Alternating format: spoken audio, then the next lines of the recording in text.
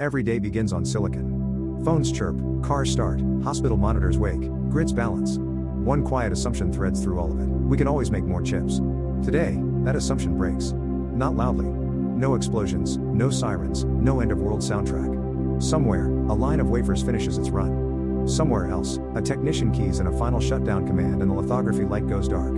Containers already packed keep moving. Tools cool. Schedules empty. The last chip is made, and the world keeps breathing on what already exists. The first hours feel like any other morning. Calendars load. Coffee brews. A news banner is calm and blunt: global semiconductor fabrication halted. Not delayed. Halted. People glance, frown, and keep working. It reads like someone else's problem until it doesn't. In quiet meetings the question changes. Not what launches next quarter, but what keeps running next year. Not which feature wins a headline, but which device survives a summer. Governments move quickly and quietly. Energy, communications, medicine, water, logistics, defense, those get first call on spares and service. Anything not critical waits. Companies freeze launches that don't keep lights on, patients stable, or networks synced. Data centers ration non-essential compute. The signal is simple and it travels fast: stretch what you have. Markets sober up. Reliability, lifespan, maintainability move from footnotes to price drivers. If you hold inventory of something that can't be replaced, you don't celebrate. You guard it. You learn how to make it last. Contracts are rewritten in plain language: warranty equals years, not hype. Accountants discover the power of depreciation that actually reaches the end of its schedule. Hospitals print device lists and circle the ones that mean life tonight. Oncology imagers keep schedules that change outcomes. Robotics shifts to the cases that truly need it. Procurement calls vendors and asks a new question: not what's next, but how to keep this running another 5 years. On a whiteboard someone writes 3 words that become a policy: maintain, retrofit, document. Biomedical technicians walk the wards with checklists: touch every cable, replace fans before they fail, and write down what they did like it matters, because now it does. Grids lower their risk posture. Substations roll back aggressive settings. Industrial controllers run a little cooler, a little slower. The mantra is small and unromantic: don't break what you can't replace. Every maintenance window gets used. Every fan, filter, and capacitor earns attention it never used to get. A transformer that would have run hot to meet a peak is derated, and a community trims usage by a margin that turns out to be painless. People see fewer bright billboards, they don't notice the absence as much as the lack of flicker. At home and in offices, the shine comes off the 2-year upgrade ritual. Stores move refurbished to the front with warranties that sound like they came from another era. People learn a quiet skill: keeping tools in good shape feels better than chasing new. A phone with a fresh battery and clean port outlasts a payment plan. A laptop that boots a second slower but never crashes becomes a favorite the way a good chair does. An economy wakes up in old warehouses. Not scrap, harvest. Boards come in as ore. Teams surgically remove processors and controllers. Every part gets traced, tested, logged.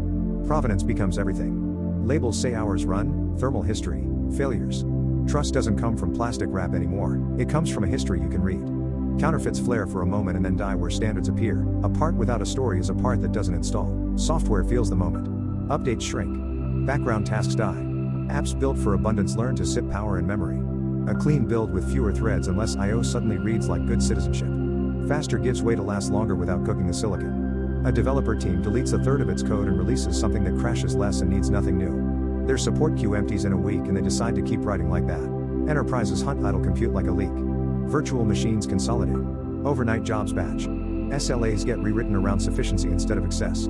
The new meeting is blunt: do we need this? The surprising answer, often, is no. Projects that live only to sell new hardware begin to feel absurd. Projects that keep what already exists working feel like leadership. Skills come back that never should have left.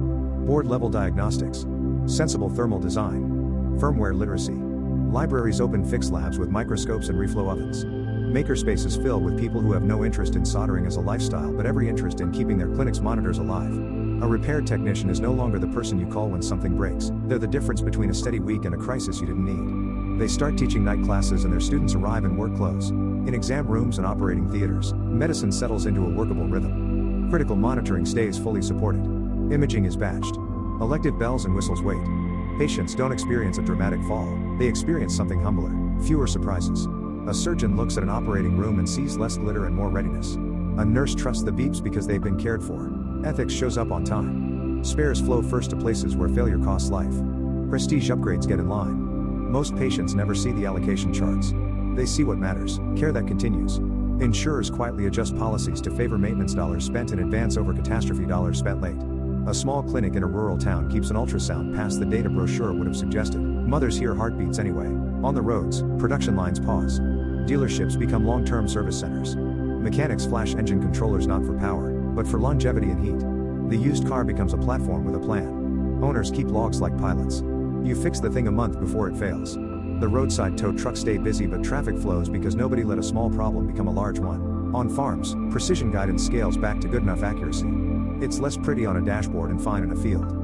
Cold chains add redundant controllers that sit on shelves in climate-controlled rooms with printed labels and service logs taped to the door. Food still moves.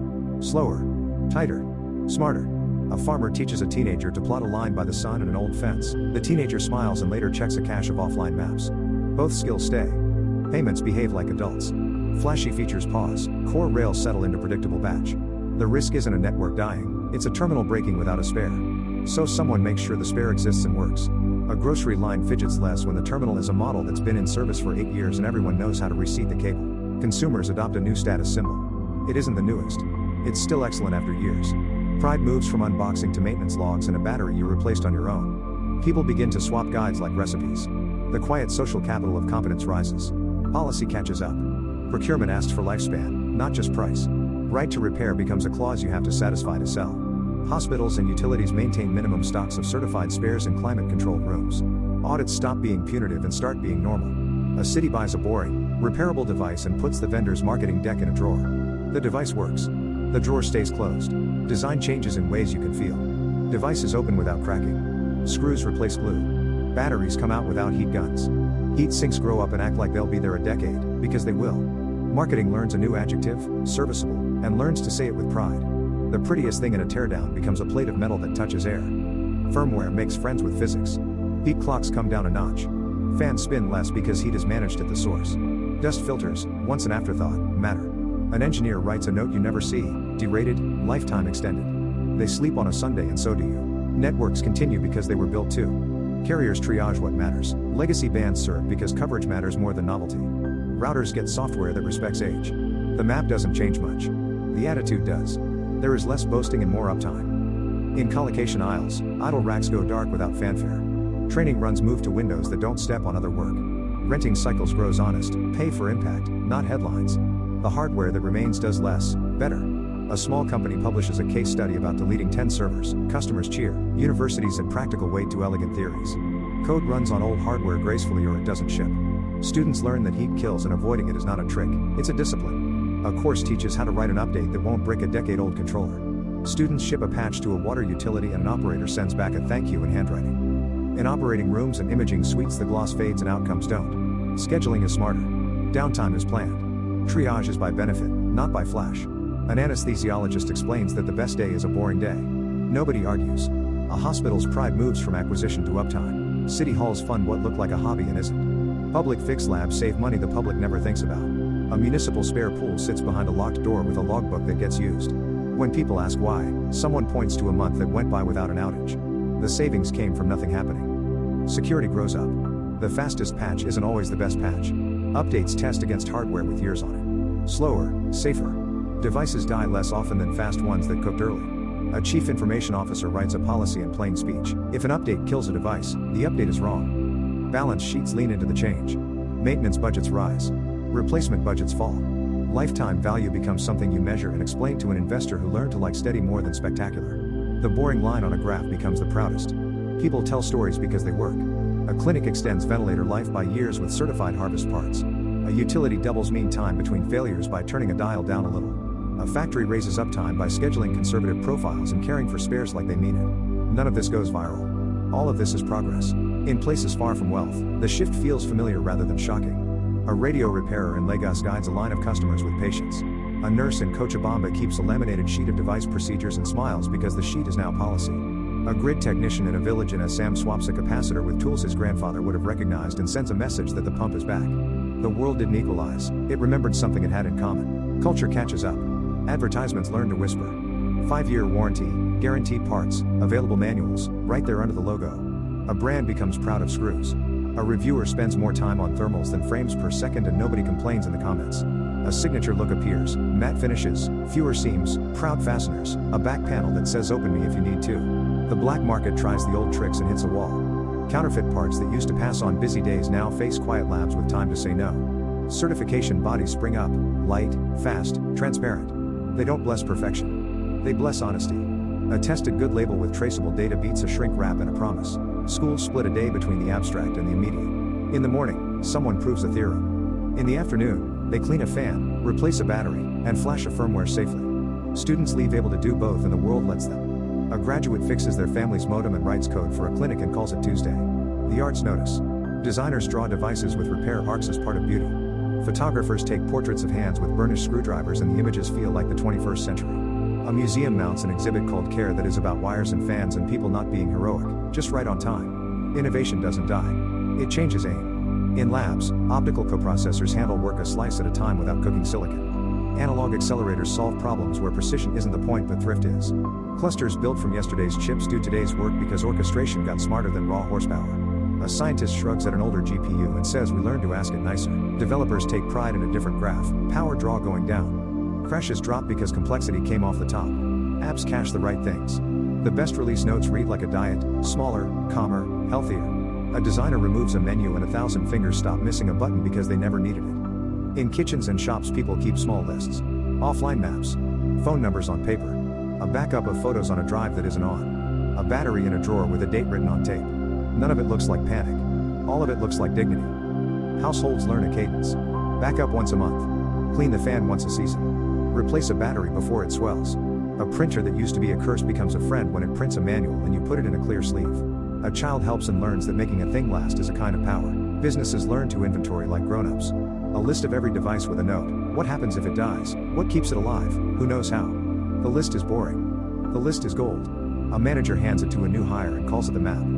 Clinics keep logs that mean something. Not to check a box, to tell a story. This monitor was cleaned on this day. This pump ran at this temperature. This battery passed this test.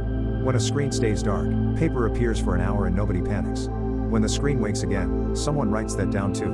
Telecom engineers open cabinets and see age and smile rather than wince. They know the boards. They know the fans. They know the settings that let old gear carry new days. The map of coverage looks like continuity. A parent calls a child and the call sounds like love, not latency. A year passes and life has a new tempo. It isn't less modern. It's less wasteful. Devices live longer. People know more. The economy rewards boring excellence. The fruit of competence is quiet time. We didn't lose tomorrow.